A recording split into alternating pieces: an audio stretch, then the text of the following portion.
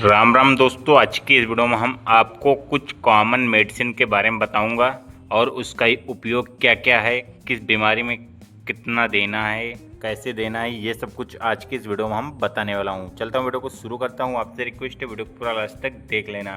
तो सबसे पहली मेडिसिन है पैरासीटामॉल। ठीक है, पैरासीटामॉल किस किस में मेडिसिन यूज होती है? बुखार और दर्द में यूज होती है। उसके बाद में अगली मेडिसिन है आइबोप्रोफेन। इसका यूज क्या क्या है? दर्द और सूजन में।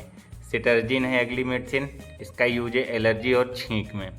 उसके बाद में अगली मेडिसिन है लियोसिटर्जिन। इसका यूज है नाक बहना और एलर्जी में यूज होता है।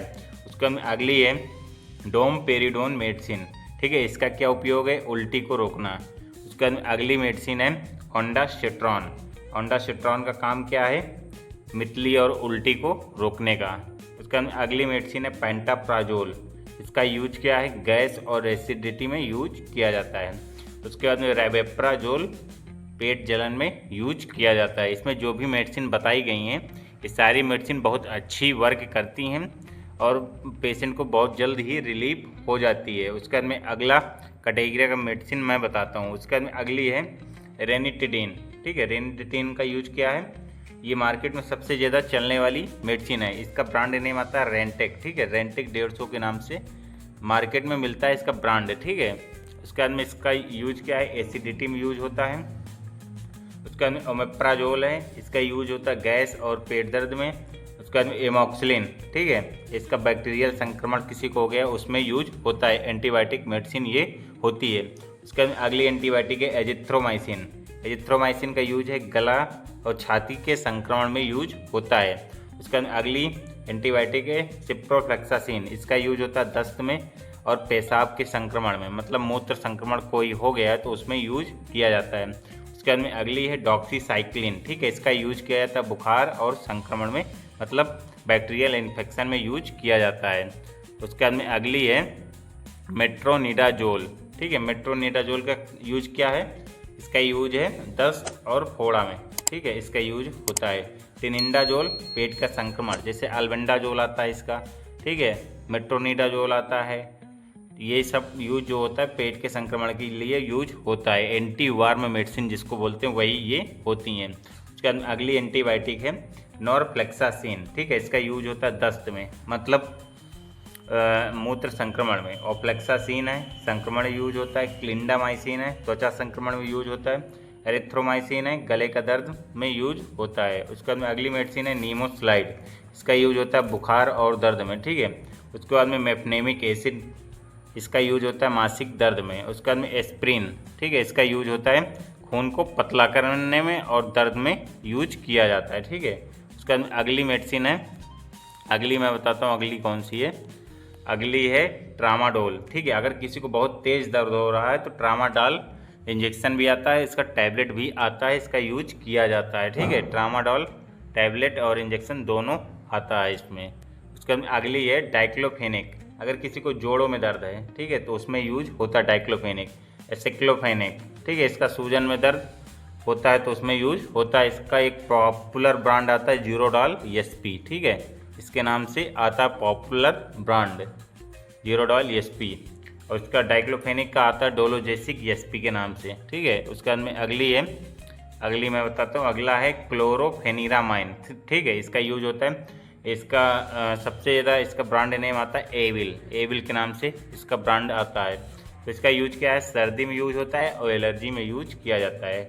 उसके बाद फेनिल फेराइन। इसका यूज किसी का नाक फंस जाता है, मतलब सांस लेने में भी दिक्कत होने लगती है, नाक बंद हो जाता है, तो उसमें यूज किया जाता है।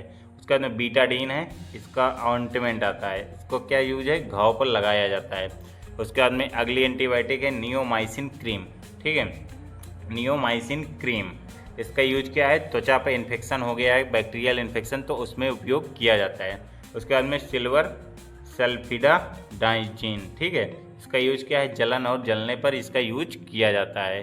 उसके बाद में अगली है हाइड्रोकॉर्टिसोन। इसका यूज किया जाता है खुजली और एलर्जी में उपयोग होता है ये ड्रग। उसके बाद में अगली है क्लोबिटासोल। इसका यूज होता है त्वचा की सूजन में। अगर हाथ में या पैर में कहीं पे सूजन आ गई है तो उसका यूज किया जाता है। ठीक है, माइकोनाजोल फंगल संक्रमण, मतलब किसी को अगर दाद, खाज, खुजली हो गई है तो उसमें ये यूज किया जाता है।